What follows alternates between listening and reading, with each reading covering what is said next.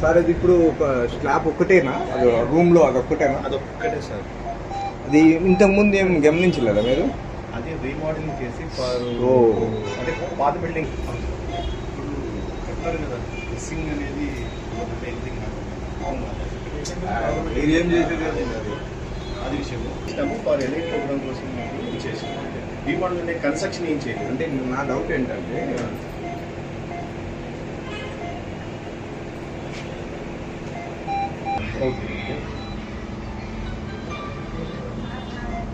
ఇది వచ్చేసి అది 100% మళ్ళీ ఏదైనా చేసి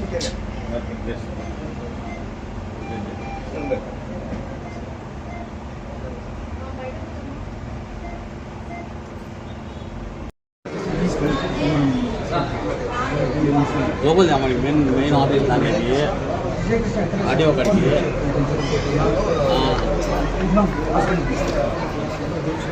మెయిన్ బిల్డింగ్ లేదా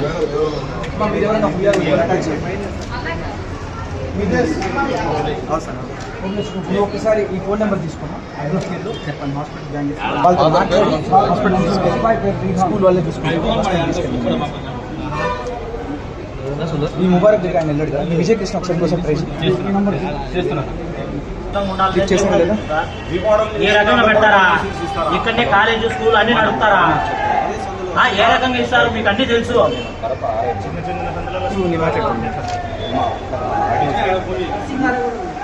అంటే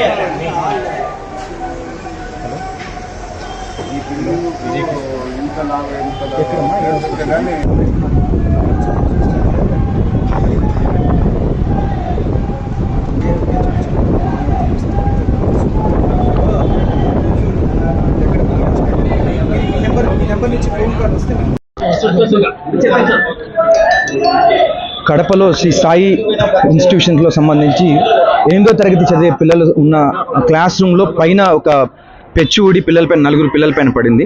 సో ఇప్పుడే ఆ పేరెంట్స్తో కూడా మాట్లాడాము, వాళ్ళ కండిషన్ ఎలా ఉందని. అలాగే స్కూల్ యాజమాన్యం కూడా వాళ్ళని వెంటనే హాస్పిటల్ తరలించడం జరిగింది. బట్ అక్కడ ఒక పిల్లాడికి కొద్దిగా తలపైన గాయం జరిగి ఇప్పుడు ప్రస్తుతానికి హాస్పిటల్లో ఉన్నారు. దానిపైన కూడా ఇమ్మీడియట్గా అన్ని జాగ్రత్తలు కూడా స్కూల్ మేనేజ్మెంట్ తీసుకుంటుంది. అలాగే ఎడ్యుకేషన్ డిపార్ట్మెంట్ నుంచి అండ్ రెవెన్యూ కూడా గౌరవ కలెక్టర్ గారి ఇన్స్ట్రక్షన్స్ మేరకు మా వాళ్ళు కూడా దగ్గర నుండి చూసుకుంటారు పిల్లల్ని. అలాగే అందులో 4గురిలో ఒకరికి ఈ కండిషన్ అండ్ మిగతా 2 మైనర్ ఇంజరీస్తో ఇప్పుడు ప్రస్తుతానికి హాస్పిటల్లో ఉన్నారు. వాళ్ళని కూడా ఈరోజు నైట్ అండ్ రేపు మార్నింగ్ దాకా పెట్టుకుని మళ్ళీ డాక్టర్స్తో కూడా మాట్లాడాము. వాళ్ళు లిఫ్ట్ చేస్తామన్నా, చేతిపైన గాయం కానీ తలపైన కొంచెం చిన్న గాయాలు కానీ జరుగున్నాయి. బట్ దాంట్లో ముబారక్ అనే ఒక చిన్న పిల్లాడికి మాత్రం దెర్ ఇస్ నో ఇష్యూ. ప్రస్తుతానికి అతను ఇంట్లో ఉన్నాడు. ఈ ముగ్గురికి మాత్రం కొద్దిగా ముగ్గురులో 2కి మైనర్ ఇంజరీస్ ఉన్నాయి, ఒకరికి కొద్దిగా తలపైన గాయం తగిలింది. సో దానిపైన ఇప్పుడు హాస్పిటల్లో ఇప్పుడు అడ్మిట్ అయి ఉన్నాం. సార్, ఈ స్కూల్ రీమోడల్ చేశారో అందువల్లనే ఆ పెచ్చు ఊరి కింద పడిందని తల్లిదండ్రులు అయితే ఆరోపిస్తున్నారు. నిజంగానే అదే విధంగా అదే. సో దీనిపైన మేము ఇప్పుడు కలెక్టర్ గారి ఇన్స్ట్రక్షన్స్ ప్రకారం ఒక R&B ఇంజనీరింగ్ టీమ్ని అలాగే ఎడ్యుకేషన్ డిపార్ట్మెంట్ని with the help of revenue మేము దాన్ని ఎంక్వైరీ కూడా చేయిస్తాము. ఈరోజు ఇప్పుడే సార్కి బ్రీఫ్ చేసిన తర్వాత ఎంక్వైరీ కూడా కండక్ట్ చేస్తాం. మధ్యాహ్నం 1 గంట 2 గంటల మధ్యలో సంఘటన జరిగితే ఇంతవరకు పేరెంట్స్ కి సమాచారం స్కూల్ యాజమాన్యం ఆరోపణ నిజమేనంటారా? నో అంటే పేరెంట్స్తో మాట్లాడారు. పేరెంట్స్ కూడా ఇప్పుడు పిల్లల దగ్గర ఉన్నారు. సో ఎప్పుడైతే జరిగిందో నేనేమంటానంటే ఇప్పుడు 5 గంటలు అవుతుంది, వీళ్ళకి 1:45 జరిగింది ఇన్సిడెంట్. వెంటనే వీళ్ళు హాస్పిటల్కి తీసుకెళ్లి దారిలోనే వీళ్ళు పేరెంట్స్తో కూడా మాట్లాడారు. పేరెంట్స్ చెప్తున్నారు పేరెంట్స్ దగ్గరే ఉన్నారని. బట్ అందులో గాయం ఏం కాకుండా ఉన్న అబ్బాయిని మాత్రం తీసుకెళ్లి ఇంటి దగ్గర డ్రాప్ చేస్తారు వీళ్ళు అంటున్నారు. మిగిలిన ముగ్గురిని పేరెంట్స్కి దృష్టిలో పెట్టి అండ్ అట్లాగే హాస్పిటల్లో కూడా పెట్టున్నారు. బట్ దీన్ని ఇంకొంచెం ఇంటెన్స్గా జాగ్రత్తగా వాళ్ళని పిల్లల్ని మళ్ళీ ఏ ఇబ్బంది లేకుండా ఇంటికి తీసుకెళ్లాల్సి ఉంది.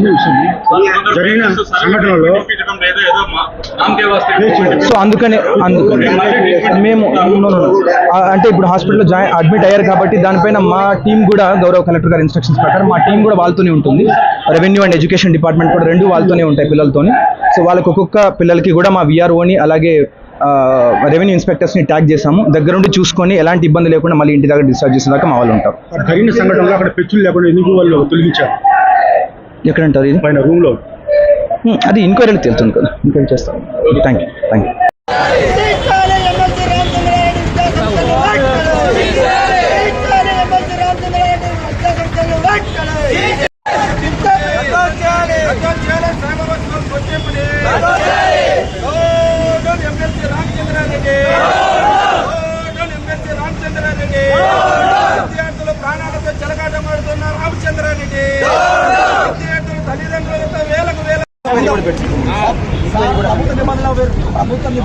అద్భుతంగా సాయిబాబా స్కూల్ నడుపుతున్నారు. ఒక ఫీజు కానీ, బుక్స్ కానీ, టై కానీ, ఆల్మోస్ట్ ఆల్ బిల్డింగ్ యొక్క కండిషన్ కానీ పూర్తిగా ప్రభుత్వం నడుస్తున్నాయి. ఎందుకంటే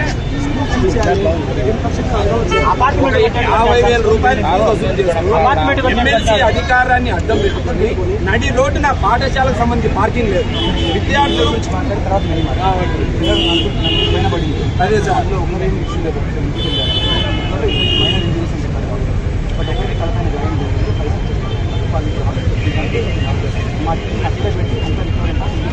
మా రిక్వెస్ట్ ఏంటంటే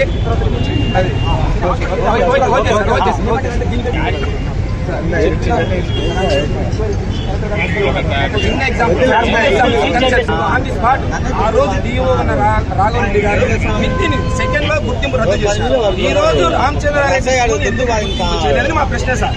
ఆ రోజు విత్తిన్ సెకండ్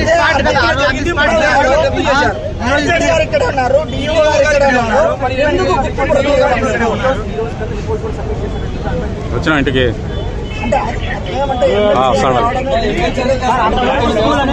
నేనే వస్తాను. సాయిబాబా స్కూల్ దగ్గర వస్తాను. ఎందుకంటే బిల్డింగ్ కన్స్ట్రక్షన్ సరిగ్గా లేదు.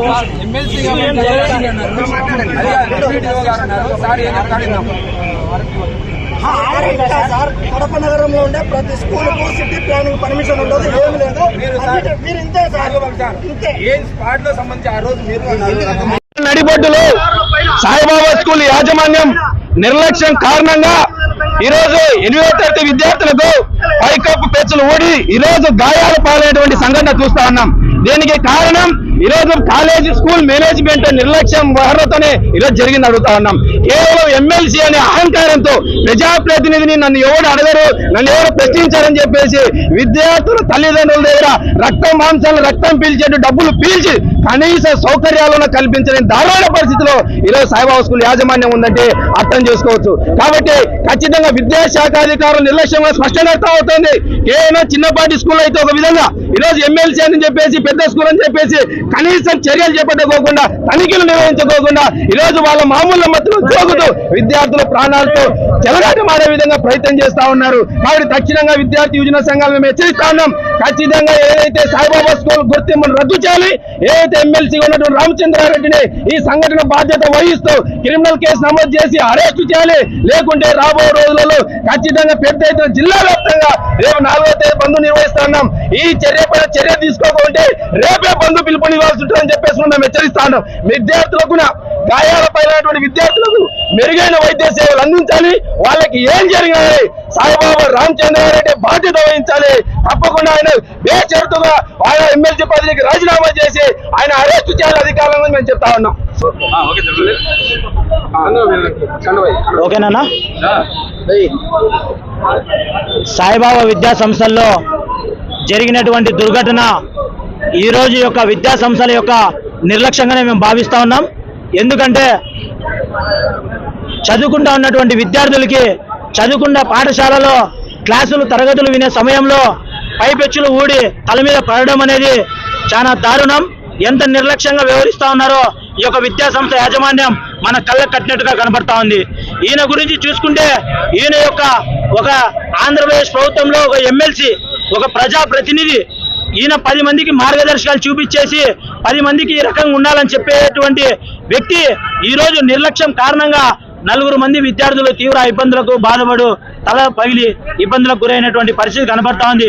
ఈయనకేమి లేదు, కేవలం ధనార్జనే ధ్యేయంగా అధికారమే అడ్డం పెట్టుకునేసి గతంలో ఇష్టానుసారంగా పర్మిషన్లు తెచ్చేసుకునేసి అసలుకి స్కూల్ బిల్డింగ్ నామ్స్ ఏ రకంగా ఉండాలా, దాన్ని ఈయన బిల్డింగ్ ఏ రకంగా కట్టారో కూడా మనకు చూసే చాలా క్లియర్గా అర్థమవుతోంది.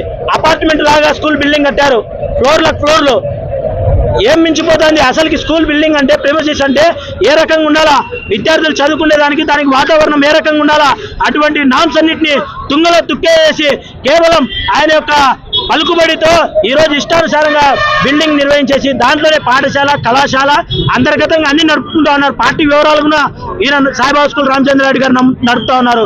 విద్యార్థుల రక్షణ వీళ్ళకి అక్కర్లేదు. విద్యార్థుల్ని వీళ్ళు యంత్రాలుగా వాడుకొని కేవలం వీళ్ళకు డబ్బు సంపాదించి పెట్టేటువంటి యంత్రాలుగానే ఈరోజు విద్యార్థుల్ని ఈ యొక్క రామచంద్రారెడ్డి గారు వాడుకుంటా ఉన్నారు. ఈ సందర్భంగా రామచంద్రారెడ్డి గారికి అదేవిధంగా మేము విద్యాశాఖ అధికారులకు ఒకటే డిమాండ్ చేస్తున్నాం. ఎవరైతే స్కూల్ యాజమాన్యం ఉన్నారో, కరస్పాండెంట్ ఉన్నారో, ఎమ్మెల్సీ అయినటువంటి రామచంద్రారెడ్డి గారిని సుమోటో కింద కేసు బుక్ చేసి ముందే అరెస్ట్ చేసి బక్కలో వేసి ఈ యొక్క పాఠశాలందరినీ సీజ్ చేయాలని చెప్పి కోరుతున్నాం. ఆ యొక్క విద్యార్థులకు న్యాయం జరిగేంత వరకు విచారణ కమిటీ వేసి నాశపరంగా ఉంటేనే ఈ యొక్క పాఠశాల గేట్లు తెరవాలని చెప్పి, లేని పక్షంలో పాఠశాలని సీజ్ చేయాలని చెప్పి TNSF డిమాండ్ చేస్తా ఉన్నాం. కడప జిల్లాలో గత 2 సంవత్సరాలుగా విద్యార్థుల ప్రాణాలంటే ఇక్కడ ఉన్నటువంటి కలెక్టర్ కానీ, ఇక్కడ ఉన్నటువంటి విద్యాశాఖ కానీ ఏమాత్రం బాధ్యత లేదు. ఎందుకంటే ఇవాళ గతంలో 6 నెలల క్రితం బీరం సుబ్బారెడ్డి కావచ్చు, లేకపోతే ఇక్కడ ఉన్నటువంటి రెసిడెన్షియల్ విద్యార్థులు కావచ్చు, లేకపోతే నిన్న జరిగినటువంటిది కావచ్చు, ఈ రోజు జరిగినటువంటి వల్లూరుకు సంబంధించిన మోడల్ స్కూల్ సంబంధించింది కావచ్చు, కాజీపేట మోడల్ స్కూల్, ఇక్కడ ఉన్నటువంటి విద్యాశాఖ అధికారులు ఏమైనా చర్యలు తీసుకుంటున్నారంటే లోపభూయిష్టమైనటువంటి నిర్ణయాలు తీసుకుంటున్నారు. ఇక్కడ ఎమ్మెల్సీ రామచంద్రారెడ్డి స్కూలు, పెద్ద స్కూలు, పేరు మోసినటువంటి స్కూలు, జీవో నంబర్ 1 కానీ 42 కానీ విద్యాశాఖ నుంచి, పేరెంట్స్ కమిటీ నుంచి నివేదిక లేకుండా వేలాది రూపాయల ఫీజులు వసూలు చేస్తా ఉన్నాడు. వేలాది రూపాయల ఫీజులు వచ్చు ఇన్ఫ్రాస్ట్రక్చర్ ఏమైనా పెట్టా అవేం మెయింటైన్ చేయడం లేదు. కేవలం ఆదాయాన్ని పెంచుకోవడం, దండుకోవడం తప్ప ఇది విద్యార్థి తల్లిదండ్రులు మోసం చేయడం తప్ప ఇక్కడ ఉన్నటువంటి ఎమ్మెల్సీ రామచంద్రారెడ్డి ఏం చేయడం లేదు. పైపెచ్చి ఇవాళ కడప జిల్లాలో ఉన్నటువంటి విద్యా సంస్థలు, ప్రైవేటు విద్యా సంస్థలు వ్యాపార దందా నడిపిస్తూ ఉన్నాయి. ఈ వ్యాపార దందాలో విద్యార్థులు ముడిసరుకుగా మారి వారి యొక్క ప్రయోజనాలకు అందరం మొక్కుతున్నారు ఈ రామచంద్రారెడ్డి లాంటి వాళ్ళు. ఇవాళ ఇన్ఫ్రాస్ట్రక్చర్ మెయింటైన్ చేయని కారణంగా 4 విద్యార్థులకు గాయాలయ్యాయి. ఒక విద్యార్థికి తీవ్రంగా ప్రాణాపాయంగా ఉన్నటువంటి సమాచారం ఇవాళ ఉంది. దీనిపైన కేవలం ఎమ్మెల్సీ గారు కాబట్టి ఈ పాఠశాల పైన పూర్తి స్థాయిలో చర్యలు తీసుకోవడం లేదు. All India student federation AISF గా ఉన్నటువంటి విద్యార్థి సంఘాలుగా కడప జిల్లాలో ఉన్నటువంటి విద్యా సంస్థల పట్ల ఒక కమిటీ వేయాలి, ఇన్ఫ్రాస్ట్రక్చర్ పైన కమిటీ వేయాలి. ఆ విధంగా చేయడం ద్వారానే విద్యార్థుల తల్లిదండ్రుల రక్త మాంసాలతో దోచుకునేటువంటి దొంగలకు ఇవాళ న్యాయం జరుగుతుందని, విద్యార్థులకు తల్లిదండ్రులకు న్యాయం జరుగుతుందని చెప్పి కోరుతా ఉన్నాం. ఈ రోజు పడతా ఉంటే ఎవరు కూడా ఈరోజు పట్టించుకొని పాపన పోలేదు. అదే బ్రహ్మగారి మఠంలోనూ అయితేనే, లేకపోతే గవర్నమెంట్ స్కూల్లో, ప్రైవేట్ స్కూల్లో బిఎం సీతారెడ్డి అయితే ఆన్ ది స్పాట్ సీజ్ చేసే పరిస్థితి ఉంది. ఆ మఠంలో సంబంధించి ఆన్ ది స్పాట్ అక్కడ ఉన్నటువంటి టీచర్లను, వర్కర్లను తీసేసినటువంటి పరిస్థితి ఉంది. ఈరోజు ఎమ్మెల్యేసీ అయితే ఈయనని ఇంతవరకు ఏమే కానీ తీసుకునే పరిస్థితి ఉంది. ఇది సీజ్ చేయాలి, లేకపోతే పెద్ద ఎత్తున SFIగా పోరాటానికి సిద్ధమవుతామని చెప్పేసి తెలియజేస్తున్నాం. SFI జిల్లా కార్యదర్శి గండి సునీల్ కుమార్. పైకను లేవా చేతులు కదా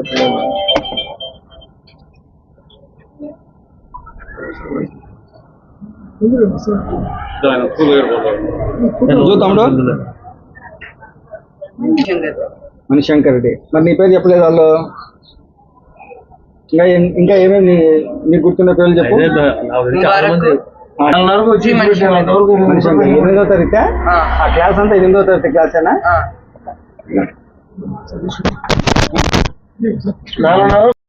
నా పేరు మణిశంకర్ రెడ్డి. నేను 8వ తరగతి చదువుతున్నాను.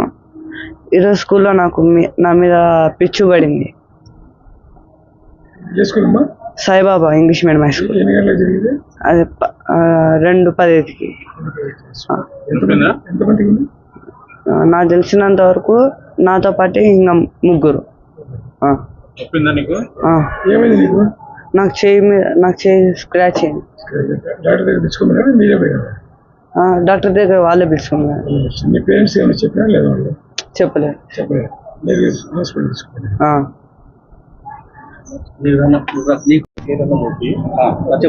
మా అబ్బాయికి సాయిబాబా స్కూల్లో పెచ్చు పడింది. వేరే అబ్బాయి మీద పడి ఈ అబ్బాయి మీద పడితే రాయి పెచ్చు పూర్తిగా ఈ అబ్బాయి మీద పడకపోవడం చాలా అదృష్టం మాకు. ఎందుకంటే వేరే అబ్బాయి మీద పడింది. పాపం ఆ అబ్బాయి పరిస్థితి ఎట్టుందో, చెయ్యి లైట్గా మోచేయి దగ్గర క్రాక్ ఇచ్చింది. ఎప్పుడో మధ్యాహ్నం యాక్సిడెంట్ రాయి పడితే 4:30కు తెచ్చి ఇంటి దగ్గర పోలీసులు వచ్చి వదిలిపెట్టినారు. వాళ్ళు చెప్తే కానీ మాకు తెలియదు సమాచారం. ఏమీ కాలేదు, కాపడం పెట్టండి అని చెప్పిపోయినారు. మేము ఎక్స్రే తీసుకుంటే క్రాక్ ఇచ్చిందని చెప్పినారు. మళ్ళా స్కూల్ గారు మేము ఎక్స్రే హాస్పిటల్ పోయి వచ్చినాం. ఇప్పుడు ఎన్ని గంటలకు జరిగిందని చెప్పారు? 8 గంటలకు 2:10కి జరిగింది అన్నారు. 4:30కు వచ్చి ఇంటి దగ్గర వదిలిపెట్టినారు. మాకు అంతవరకు సమాచారం ఇవ్వలేదు, మాకు ఎవరు చెప్పలేదు. మేమే సడన్గా వచ్చి ఇంటి దగ్గర పిల్లల్ని వదిలిపెట్టినారు. పోలీసులు వచ్చి వదిలిపెట్టినాం. మేము కేసు పెడతామని చెప్పినాం. మీరు వస్తే కనుక కేసు రాస్తామని చెప్పినాం. కంపల్సరీగా మేము కేసు పెడతాం, కేసు రాసుకోవాల్సిందే. డిఓ గారు కూడా చర్య తీసుకోవాల్సింది దీని మీద. వాళ్ళ స్కూల్ యాజమాన్యం సరిగా లేదు. స్కూళ్ళు తిరుగుతానని హడావిడిగా రీమోడలింగ్ చేసినారు. దాన్ని ఆ పెచ్చులు పని 4:30కు 2:10కి యాక్సిడెంట్ అయింది. 4:30కు వచ్చి ఇంటి దగ్గర సమాచారం ఇచ్చి బాబును పోలీసులు వచ్చి వదిలిపెట్టారు. స్కూల్ మేనేజ్మెంట్ సైడ్ నుంచి ఎటువంటి ఇన్ఫర్మేషన్? మాకు ఎటువంటి ఇన్ఫర్మేషన్ స్కూల్ మేనేజ్మెంట్ మాకు ఎటువంటి ఇన్ఫర్మేషన్ ముందుగా ఇవ్వలేదు. ఇంటి దగ్గర డైరెక్ట్ 4:30కు తెచ్చి ఇచ్చిపెట్టారు. మధ్యాహ్నం 2:10కి యాక్సిడెంట్ అయితే. శివశంకర్ రెడ్డి, మణిశంకర్ రెడ్డి వాళ్ళ ఫాదర్, 8th క్లాస్.